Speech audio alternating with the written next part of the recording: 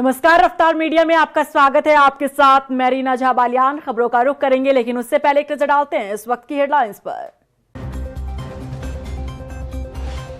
मंगलौर उपचुनावों में बीजेपी ने आरएलडी नेता जयंत चौधरी को उतारा। सीएम धामी के साथ चुनावी जनसभा को किया संबोधित। करतार सिंह बढ़ाना के लिए मांगे वोट। राज्य में जल्द बनेगा उत्तराखंड चारधाम यात्रा प्रबंधन प्राधिकरण। कमेटी ने सीएम धामी को सौंपी रिपोर्ट।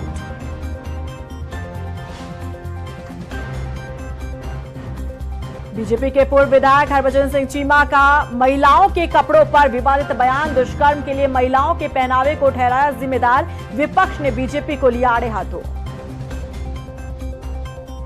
उत्तराखंड में शनिवार के लिए भी भारी से भारी बारिश का रेड अलर्ट जारी। नैनीताल जिले में 6 जुलाई को बंद रहेंगे स्कूल। पहाड़ों में यात्रा के दौरान सावधानी बरतने की सलाह।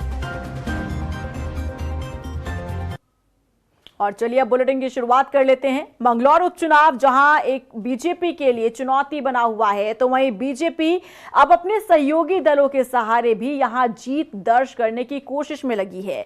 मंगलौर में बीजेपी ने केंद्रीय राज्य मंत्री और आरएलडी नेता जयंत चौधरी को चुनाव प्रचार के लिए बुलाया। जयंत चौधरी ने बीजेपी प्रत्याशी करतार सिंह बढ़ाना के समर्थन में जनसभा को संबोधित किया। इस जनसभा में सीएम धामी भी मौजूद रहे। वहीं मंगलौर उपचुनाव के चलते केंद्रीय राज्य मंत्री कृष्णपाल गुर्जर रुड़की पहुंचे, जहां उन्होंने बीजेपी प्रत्याशी करतार सिंह बढ़ाना की जीत का दावा किया।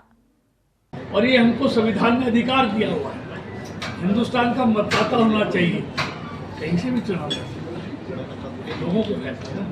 और जो यहाँ के लड़ने वाले लड़े यहाँ तक, उन्होंने क्या दिया जीत। लेकिन मैं आपके सामने विश्वास रखता हूँ, करतार सिंह बढ़ाना धार्मिक आदमी, सामाजिक आदमी और ईश्वर को मानने वाले व्यक्ति। तो इसलिए वो जो कहते हैं वो सच कहते हैं। और जहां भी उन्होंने चुनने का मौका दिया, वहां उन्होंने सरकार से भी और अपने आप से भी बहुत विकास के काम। उत्तराखंड में चारधाम यात्रा के साथ ही धार्मिक मेलों के आयोजन के संचालन को लेकर प्राधिकरण बनाने के लिए कमेटी का गठन किया गया था। अब कमेटी ने अपनी रिपोर्ट सीएम धामी को सौंप दी है। इस रिपोर्ट में यात्रा संचालन को लेकर कई सुझाव दिए गए हैं। देखिए रिपोर्ट। इस बार चारधाम यात्रा में अव्यवस्थाओं को देखते हुए प्राधिकरण बनाने पर जोर दिया गया, जिसके लिए सूबे की धामी सरकार ने कमेटी का गठन किया। अब कमेटी ने अपनी रिपोर्ट सीएम धामी को सौंप दी है, जिसमें कई सुझाव सरकार को दिए गए हैं। माना जा रहा है कि चारधाम यात्रा के संचालन के साथ मेलों के आयोजन को लेकर कई सुझाव दिए गए हैं। साथ ही उत्तराखंड धर्मस्व तीर्थाटन परिषद के गठन का भी सुझाव दिया गया है। बता दें कि उत्तराखंड में चारधाम यात्रा के संचालन को लेकर पहले त्रिवेंद्र सिंह रावत सरकार ने जहां देवस्थानम बोर्ड का गठन किया था, तो वहीं तीर्थ पुरोहितों के विरोध के चलते सरकार को देवस्थानम बोर्ड को भंग करना पड़ा था। हालांकि इस साल चारधाम यात्रा के दौरान श्रद्धालुओं की बढ़ती संख्या को देखते हुए प्राधिकरण पर विचार किया गया और सरकार ने अपर मुख्य सचिव आनंद वर्धन की अध्यक्षता में एक कमेटी का गठन किया। अब कमेटी ने अपनी रिपोर्ट सीएम धामी को सौंप दी है। कमेटी ने स्टेट होल्डर और जिलों से फीडबैक लेकर रिपोर्ट तैयार की। समिति ने उत्तराखंड धर्मस्थल परिषद का गठन करने का सुझाव सरकार को दिया है, जिसके तहत त्रिस्तरीय बॉडी काम करने का सुझाव दिया गया। एक बॉडी मुख्यमंत्री की अध्यक्षता में काम करेगी, जो कि नीति निर्धारण को लेकर फैसला लेगी। दूसरी बॉडी मुख्य सचिव, तीसरी बॉडी गढ़वाल मंडल और कुमाऊं मंडल की आयुक्तों की अध्यक्षता में होगी। साथ ही एक मुख्य कार्यकारी अधिकारी की नियुक्ति का भी सुझाव दिया गया है। मुख्य कार्यकारी अधिकारी साल भर चारधाम यात्रा के बेहतर संचालन और त्योहारों और मेलों के संचालन को लेकर काम करते रहेंगे। उत्तराखंड धर्मस्व तीर्थाटन परिषद चारधाम यात्रा के लिए प्लान और नियोजन का भी काम करेगा, जो श्रद्धालुओं को बेहतर बुनियादी सुविधाओं को देने के लिए जिम्मेदारी निभाएगा। देखिए, वो शासन ने एक अपर मुख्य सचिव वित्त की अध्यक्षता में एक समिति बनाई थी कि जो महत्वपूर्ण धार्मिक मेले, त्यौहार, चारधाम यात्रा इस तरह के हैं, उसको और बेहतर ढंग से संचालित करने के लिए, उसकी व्यवस्था करने के लिए, संस्तुति देने के लिए वो कमेटी गठित की गई थी। जिसकी समिति ने वो अपनी रिपोर्ट माननीय मुख्यमंत्री जी एवं मुख्य सचिव महोदया को सबमिट कर दी है। इसमें एक सबसे इम्पॉर्टेंट उसमें एक मैंडेट ये भी था कि क्या उसके लिए कोई अलग तरह की व्यवस्था करने की ज़रूरत है। तो समिति ने विचार विमर्श करके सभी स्टेक होल्डर से बात करके जिलों से फीडबैक लेके एक संस्तुति की है कि उत्तराखंड धर्मस्व एवं तीर्थाटन परिषद की गठन की जाए। वहीं मुख्यमंत्री पुष्कर सिंह धामी का कहना है कि कमेटी की रिपोर्ट उन्हें मिल चुकी है, रिपोर्ट का अध्ययन किया जा रहा है। चारधाम यात्रा के संचालन का जिम्मा बेहद जरूरी है। चारधाम यात्रा में चूंकि यात्रियों की संख्या लगातार बढ़ रही है और इस बार भी जो पिछले 50 दिनों का जो एक आंकड़ा आया है, इस 50 दिनों के आंकड़े में 30 लाख लोगों ने दर्शन कर लिए हैं। ये आंकड़ा जो रजिस्ट्रेशन किए हुए लोग हैं उनका नहीं है, रजिस्ट्रेशन तो ये करोड़ों में पहुंच गए हैं। ये आंकड़ा वो है जो मंदिर के अंदर जिन लोगों ने प्रवेश किया, जिन्होंने हमारे धामों पर जाकर दर्शन हुए हैं, उसके रिकॉर्ड के अनुसार लिए गया ये आंकड़ा है। तो आने वाले समय में ये चुनौतियाँ हमारी बढ़ने वाली हैं। चारों तरफ आप देख रहे होंगे देश दुनिया के लोग लगातार आ रहे हैं और चारधाम यात्रा हमारे लिए, उत्तराखंड के लिए एक ये लाइफ लाइन है। यहाँ के लोगों का रोजगार का, आर्थिकी का और व्यापार का बहुत बड़ा एक माध्यम भी है, बहुत बड़ा उनके लिए एक रोजगार है। तो वो बढ़ना चाहिए, यात्रा व्यवस्थित होनी चाहिए। एक रिपोर्ट जो अपर मुख्य सचिव की अध्यक्षता में बनाई गई है, हम उसका आकलन करेंगे, उसकी समीक्षा करेंगे और उसके बाद उस पर निर्णय लेंगे। देवस्थानम बोर्ड के भंग होने के बाद अब उत्तराखंड धर्मस्व तीर्थाटन परिषद का गठन किए जाने का सुझाव सरकार को मिला है। ऐसे में देखना होगा कि मुख्यमंत्री पुष्कर सिंह धामी को कमेटी की तरफ से जो सुझाव मिले हैं, आखिर उस पर कितना अमल किया जाता है। रफ्तार मीडिया के लिए देहरादून से मनीष जंगवाल की रिपोर्ट। क्या महिलाओं के पहनावे के कारण दुष्कर्म की घटनाएं बढ़ रही है? ये सवाल इसलिए क्योंकि उत्तराखंड में सत्ताधारी पार्टी के पूर्व विधायक हरभजन सिंह चीमा ने कुछ ऐसा विवादित बयान दे डाला जिससे सियासत गर्मा गई है और बीजेपी असहज हो गई है। महिलाओं के पहनावे पर आखिर क्या कहा बीजेपी के पूर्व विधायक ने, देखिए इस रिपोर्ट में। बीजेपी के पूर्व विधायक का विवादित बयान। हरभजन चीमा ने दिया महिलाओं के कपड़ों पर बयान। दुष्कर्म के लिए महिलाओं के पहनावे को ठहराया जिम्मेदार। इसे विडंबना ही कहेंगे कि शांत प्रदेश उत्तराखंड में महिलाओं के साथ बढ़ रहे अत्याचार और दुष्कर्म के मामलों को लेकर कानून व्यवस्था की विफलता बताने के बजाय इसे महिलाओं के पहनावे से जोड़ा जा रहा है। प्रदेश में सत्ताधारी पार्टी बीजेपी के पूर्व विधायक हरभजन सिंह चीमा का एक ऐसा बयान सामने आया है जो हैरान कर रहा है। पूर्व विधायक हरभजन सिंह चीमा ने महिलाओं के साथ बढ़ रहे दुष्कर्म की घटनाओं को लेकर महिलाओं के पहनावे को ही कटघरे में खड़ा कर दिया है। हरभजन सिंह चीमा का कहना है कि महिलाओं और छात्राओं के साथ बढ़ रही दुष्कर्म की इन घटनाओं के पीछे कहीं न कहीं पश्चिमी सभ्यता का पहनावा जिम्मेदार है, जबकि महिलाओं को हमारे देश की संस्कृति और सभ्यता के अनुरूप कपड़े पहनने चाहिए। साथ ही उन्होंने इसके लिए अभिभावकों को जिम्मेदार ठहराते हुए कहा कि उन्हें अपने परिवार की महिलाओं और बालिकाओं को भारतीय संस्कृति के मुताबिक वस्त्र धारण कराना चाहिए। पूर्व विधायक ने स्कूल प्रबंधकों से भी अपील की है कि वो छात्राओं की पोशाक में भारतीय संस्कृति के अनुरूप परिवर्तन लाए। साथ ही समाज के सभी वर्गों को इस दिशा में आगे आना चाहिए, तभी इस घृणित कृत्य में कमी आ सकती है। बीजेपी के पूर्व विधायक हरभजन सिंह चीमा के इस बयान से उन्हीं की पार्टी बीजेपी ने किनारा किया है। बीजेपी ने चीमा के इस बयान को उनका व्यक्तिगत बयान बताया है। पहली बात तो चीमा जी के बयान से मैं पूरी तरह अनभिज्ञ हूँ। चीमा जी की उम्र 80 साल क्रॉस हो चुकी है। चीमा जी अपनी उम्र के हिसाब से अपने कालखंड के विषय के आधार पर उनका वो व्यक्तिगत कोई मत हो सकता है और भारतवर्ष के अंदर हर व्यक्ति को अपनी उम्र के हिसाब से अपने मत को, वक्तव्य को बोलने का अधिकार है। वही मुख्य विपक्षी दल कांग्रेस ने बीजेपी को आड़े हाथों लिया है। कांग्रेस विधायक प्रीतम सिंह का कहना है कि महिला अपराधों में बीजेपी नेता शामिल रहे हैं। क्या बीजेपी इससे भी किनारा करेगी? नहीं, देखिए, अब कितनों से अपना दामन छुड़ाओगे? क्या पूर्व मुख्यमंत्री जो इस प्रदेश के रहे, उनके बयान से भी अपना दामन छुड़ाने का काम करोगे?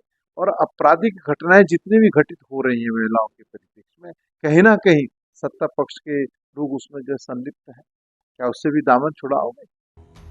बता दें कि बीजेपी के पूर्व विधायक हरभजन सिंह चीमा से पहले पूर्व मुख्यमंत्री तीरथ सिंह रावत ने भी महिलाओं की फटी जींस पर विवादित बयान दिया था। उस समय वो उत्तराखंड के मुखिया का पद संभाल रहे थे। सीएम पद पर रहते हुए उन्होंने महिलाओं की रिप्ड जींस पर टिप्पणी की थी, जिसके बाद उनके बयान की देश भर में आलोचना हुई। सोशल मीडिया पर रिप्ड जींस को लेकर पोस्ट की बाढ़ सी आ गई। तब बीजेपी को बैकफुट पर आना पड़ा था और एक बार फिर बीजेपी के पूर्व विधायक हरभजन सिंह चीमा ने महिलाओं के पहनावे पर टिप्पणी कर पार्टी को असहज कर दिया है। रफ्तार मीडिया के लिए देहरादून से मनीष डंगवाल के साथ ब्यूरो रिपोर्ट। उत्तराखंड के स्थानीय उत्पादों के umbrella brand house of Himalayas के उत्पाद की खरीद ई-कॉमर्स वेबसाइट अमेज़न से भी की जा सकेगी। हाउस ऑफ हिमालयाज द्वारा ऑनलाइन प्लेटफॉर्म के माध्यम से अब उत्तराखंड के स्थानीय उत्पाद जन जन के लिए आसानी से उपलब्ध होंगे और उत्तराखंड से बाहर रह रहे लोग भी इन्हें आसानी से खरीद सकते हैं। धामी सरकार स्थानीय उत्पादों को वैश्विक स्तर पर नई पहचान देने के लिए लगातार प्रयास कर रही है। देहरादून में एनजीटी के आदेश के बाद मलिन बस्तियों में अतिक्रमण की कार्रवाई लगभग पूरी हो चुकी है। नगर निगम ने रिस्पना किनारे बने अवैध 524 अतिक्रमण चिन्हित किए थे, जिसमें से नगर निगम की भूमि पर आपको बता दें 89 अतिक्रमण, नगर पालिका मसूरी 12 और 11 राजस्व भूमि पर पाए गए थे। दूसरी तरफ नगर निगम ने रिवर फ्रंट डेवलपमेंट प्रोजेक्ट के लिए जिस भूमि को एमडीडीए के नियंत्रण में दिया था, उस पर 412 से अधिक अतिक्रमण होने की बात सामने आई थी। आपत्ति आने के बाद एमडीडीए को 250 मकान ध्वस्तीकरण करने थे। इस कार्रवाई में नगर निगम 64, एमडीडीए 61, राजस्व भूमि 11 और नगर पालिका ने 12 अतिक्रमण ध्वस्त किए हैं। अभी जब मेरे द्वारा बैठक ली गई थी सभी विभागों की, तो ये 4 लोगों के द्वारा 4 डिपार्टमेंट्स के द्वारा इसमें कार्रवाई की जानी थी। नगर निगम, एसडीएम सदर, एसडीएम मसूरी और एमडीडीए के द्वारा, और चारों से हम लोगों ने कहा था कि आप अपनी रिपोर्ट्स दे दें, जो भी कंप्लाइंस रिपोर्ट है, जिसको हम कंपाइल करके फिर एनजीटी में दाखिल कर लेंगे। तो मोर और लेस सभी डिपार्टमेंट से रिपोर्ट आ गई है और कंपाइलेशन स्टेज में। तो मैडम ये कब रिपोर्ट सबमिट होगी वहाँ कोर्ट में? हम लोगों को एफिडेविट दाखिल करना है और नेक्स्ट स्टेज से पहले हम लोगों को ये काम करना है। सांसद अजय भट्ट ने हल्द्वानी में तिकोनिया के पास धसी हुई सड़क का निरीक्षण किया। उन्होंने अधिकारियों को जल्द से जल्द काम पूरा करने के निर्देश दिए। अजय भट्ट ने बताया कि तिकोनिया में अब पाइप लगाकर सड़क को ठीक किया जाएगा। साथ ही उन्होंने शहर में कई जगह नदी और नालों का भी निरीक्षण किया। उन्होंने सभी अधिकारियों को 24 घंटे अलर्ट पर रहने के निर्देश दिए। आप में बहुत ही रहस्य की बात है कि तिकोनिया जैसी जगह में पूरी नहर धंस गई, जबकि नहर बंद है तब भी उसमें पूरी तरह से पानी इस समय बह रहा है। नहर बंद होने पर भी ये जमरानी बांध का सारा पानी जो पहले से हमारी नहरें बनाई थी, बाद में कहीं कहीं पर उनका उपयोग हुआ, वो सारा ले जाती है। तो इस तरह से ये एक बहुत बड़ी नहर है जो यहाँ से लाल कुआं तक जाती है। इसके धंसने से पूरा हमारी सड़क ही एक किस्म से बाधित हो गई है। सारे अधिकारी यहाँ डिस्ट्रिक्ट मजिस्ट्रेट वगैरह सारे लोग हैं, मेरी जिलाधिकारी जी से भी बात हुई है सब लोगों से, और सिंचाई विभाग के इंजीनियर्स यहाँ पर आए हैं, उनकी पूरी टीम है। प्रदेश में बीते कई दिनों से हो रही भारी बारिश के बीच मौसम विभाग ने 6 जुलाई के लिए भी कुमाऊं में भारी बारिश का रेड अलर्ट जारी किया है। भारी बारिश को देखते हुए नैनीताल जिले में कल यानी शनिवार को भी सभी स्कूलों में छुट्टी की घोषणा की गई है। वहीं गढ़वाल क्षेत्र में भी भारी बारिश का ऑरेंज अलर्ट जारी किया गया है। मौसम विभाग के निदेशक विक्रम सिंह के मुताबिक भारी बारिश के चलते पहाड़ी इलाकों में यात्रा के दौरान लोगों को सतर्क रहना चाहिए। 2 दिन मैं कहूँगा और भी जो है जो कुमाऊं के डिस्ट्रिक्ट उनको रेड में हमने रखा है, वार्निंग में, और जो गढ़वाल के डिस्ट्रिक्ट में अभी बोले आपको बताए, उसमें ऑरेंज अलर्ट हमने रखा हुआ है। तो 5 और 6 में ये चीज़ें रखी गई है। तो यही हमारा वो है कि जो आवागमन कर रहे हैं लोग जो है वो देखेंगे कि जो है बहुत सावधानी से मूवमेंट करना है और ज़रूरी नहीं हो तो अवॉइड करना चाहिए। इसी तरह जो नदी नाले उसमें पानी का स्तर बढ़ेगा और उसकी वजह से कहीं ना कहीं जो आसपास लोग रहते हैं उनको काफ़ी सतर्क रहने की ज़रूरत है, या उनको सेफ जगह में रहना चाहिए, चले जाना चाहिए। इसी तरह जो लोग नदी नालों के आसपास जा कर के स्विमिंग या इस तरह की एक्टिविटी करते हैं, तो उनको बिल्कुल इस तरह की एक्टिविटी अवॉइड करनी है। मॉनसून आते ही कई तरह की बीमारियां पैर पसारने लगती है। हर साल की तरह इस बार भी डेंगू का डर लोगों को सताने लगा है। ऐसे में विपक्ष ने डेंगू के मरीजों की फ्री में इलाज की मांग की है। देखिए रिपोर्ट। क्या फ्री में होगा डेंगू मरीजों का इलाज? बिना खर्च होगा डेंगू मरीजों का इलाज? विपक्ष ने उठाई मांग, फ्री में हो डेंगू मरीजों का इलाज। उत्तराखंड में हर साल डेंगू का कहर देखने को मिलता है। ऐसे में अब मॉनसून सीजन की दस्तक के साथ ही एक बार फिर डेंगू का डर प्रदेश के लोगों को सता रहा है। हालांकि डेंगू और चिकनगुनिया के मद्देनजर स्वास्थ्य विभाग और नगर निगम लगातार तैयारी कर रहा है, लेकिन पिछले साल की बात की जाए तो डेंगू ने प्रदेश भर में पूरा कोहराम मचाया था। पिछले साल उत्तराखंड में डेंगू के मामलों की संख्या 3000 से अधिक सामने आई थी, जिसमें देहरादून में 1000 से अधिक मामले दर्ज किए गए थे और करीब 17 से अधिक लोगों की जान गई थी। इलाज के अभाव में भी डेंगू मरीजों को दिक्कतों का सामना करना पड़ा था। ऐसे में इस बार विपक्ष डेंगू के मरीजों का फ्री इलाज और फ्री जांच की मांग कर रहा है, ताकि इलाज के अभाव में किसी भी डेंगू मरीज को जान न गंवानी पड़े। इसी सिलसिले में विपक्षी दल के प्रतिनिधि मंडल ने स्वास्थ्य सचिव डॉक्टर आर राजेश कुमार को पत्र भी सौंपा है। कांग्रेस के पूर्व महानगर अध्यक्ष और कांग्रेस नेता लालचंद शर्मा ने कहा कि उनकी मांग है कि डेंगू के मरीजों का फ्री इलाज होना चाहिए और जांच भी फ्री होनी चाहिए। देखिए, हमारी सबसे बड़ी मांग यह है कि जो डेंगू का इलाज हो वो फ्री होना चाहिए, डेंगू के जो टेस्ट हो वो फ्री होने चाहिए, और इसके साथ साथ जो प्राइवेट हॉस्पिटल्स हैं उनके अंदर भी जो निगरानी होनी चाहिए कि वहाँ पे जो है डेंगू के जो मरीजों के साथ किस तरह का बर्ताव किया जा रहा है, और उनके अंदर भी लगाम लगनी चाहिए, क्योंकि जो प्राइवेट अस्पताल है वो लगातार जो है अनाप शनाप तरीके से जो है जब तीमारदार होता है या मरीज होता है उसके साथ जिस तरह का दुर्व्यवहार भी करते हैं और आर्थिक स्थिति को उनकी कमजोर करने का काम भी करते हैं। इस मामले को लेकर बीजेपी प्रदेश प्रवक्ता विपिन कैंथोला का कहना है कि कांग्रेस का काम सिर्फ आरोप प्रत्यारोप करना है। कांग्रेस बिना मुद्दों और तथ्यों की बात करती है। कांग्रेस का काम है आरोप प्रत्यारोप, और कांग्रेस पार्टी जो बात होती नहीं है, जो बात अभी है नहीं, उस पर चर्चा पे चर्चा करती है।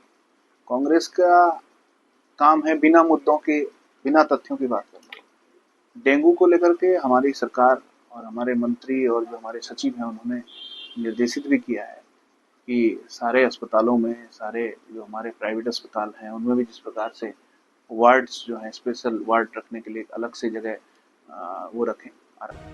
विपक्ष डेंगू के मरीजों को मुफ्त और बेहतर इलाज दिए जाने की मांग तो कर रहा है, लेकिन क्या सरकार विपक्ष की मांग पर अमल करती है या फिर नहीं, ये देखना होगा।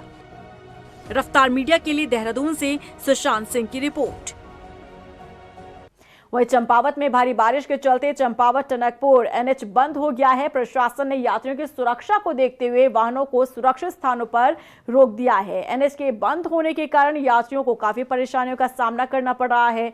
वहीं डीएम और एसपी ने लोगों से भारी बारिश में यात्रा न करने और सुरक्षित स्थानों पर रहने की अपील की है। सोनलाल से लेके चंपावत के बीच में बहुत से पत्थर आ रहे हैं और रोड जो है बिल्कुल ब्लॉक हो चुकी है, जिसमें हमें कंट्रोल रूम से आदेश मिला है कि गाड़ियों को जो है जिनको ज़रूरी काम है तो वो बायां हल्द्वानी से देवीधुरा होते हुए हल्द्वानी से जाएं। यदि उनको किसी को काम ज़रूरी नहीं है तो वो ये यात्रा न करें। उनसे ये हम यात्रियों को ये बता रहे हैं और डाइवर्ट यहाँ से कर दिया जा रहा है। वहीं पौड़ी में लगातार हो रही तेज बारिश के चलते लोगों के घरों में मलबा घुसने लगा है, जिसकी वजह से स्थानीय लोगों को काफी परेशानियों का सामना करना पड़ रहा है। जिलाधिकारी डॉक्टर आशीष चौहान ने संबंधित अधिकारियों को मौके पर जाकर स्थिति का जायजा लेने और हर संभव मदद मुहैया कराने का निर्देश दिया है। बिरोखाल में चूंकि मई के महीने में जो आपदा आई थी तो उसमें हम लोगों ने उसी टाइम में इमीडिएटली रिस्पांस भी किया था और फिर उसके बाद में जो रिकंस्ट्रक्शन वर्क है उनके लिए कुछ पैसा भी सेंक्शन किया गया और एसडीएमएफ में भी उनके प्रपोजल्स लिए जा रहे हैं।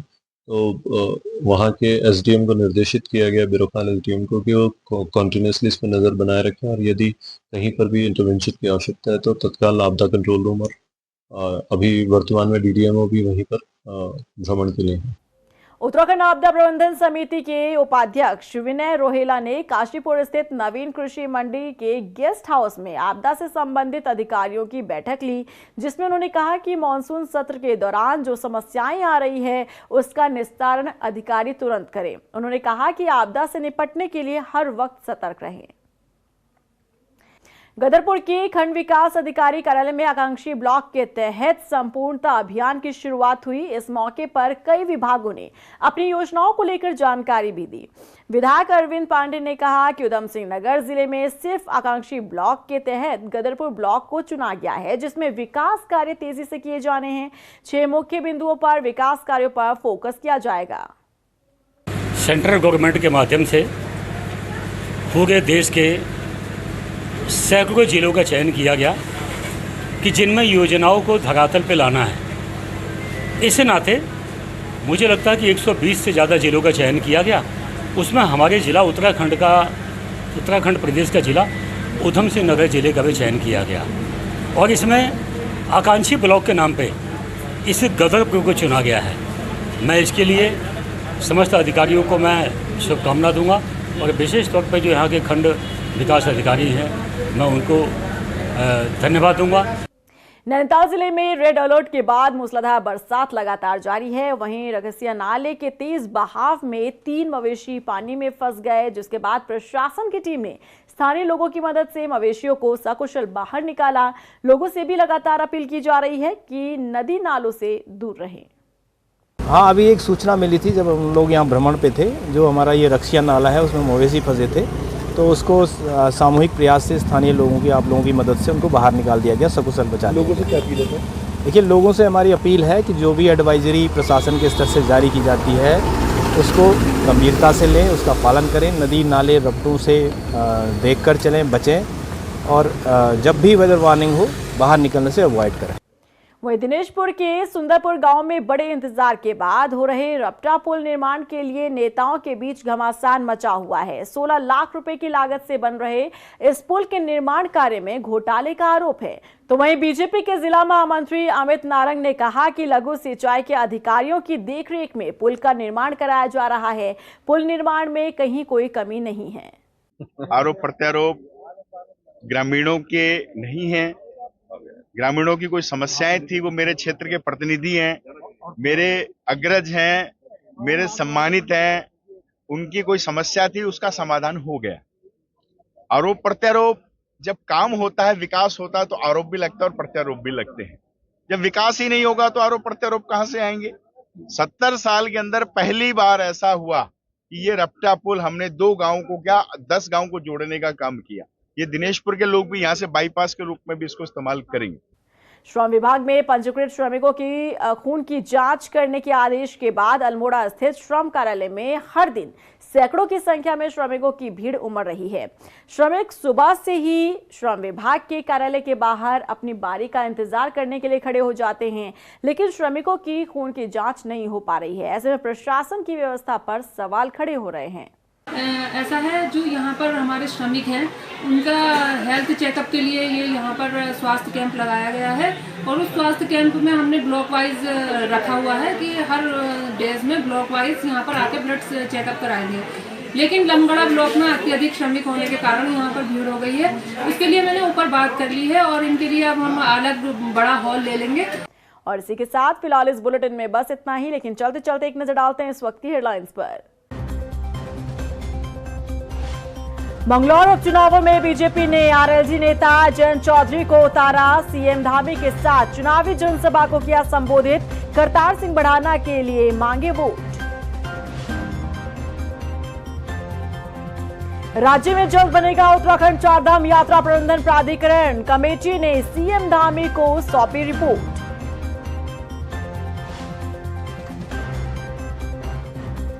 बीजेपी के पूर्व विधायक हरभजन सिंह चीमा का महिलाओं के कपड़ों पर विवादित बयान। दुष्कर्म के लिए महिलाओं के पहनावे को ठहराया जिम्मेदार। विपक्ष ने बीजेपी को लिया आड़े हाथों। उत्तराखंड में शनिवार के लिए भी भारी से भारी बारिश का रेड अलर्ट जारी। नैनीताल जिले में 6 जुलाई को बंद रहेंगे स्कूल। पहाड़ों में यात्रा के दौरान सावधानी बरतने की सलाह।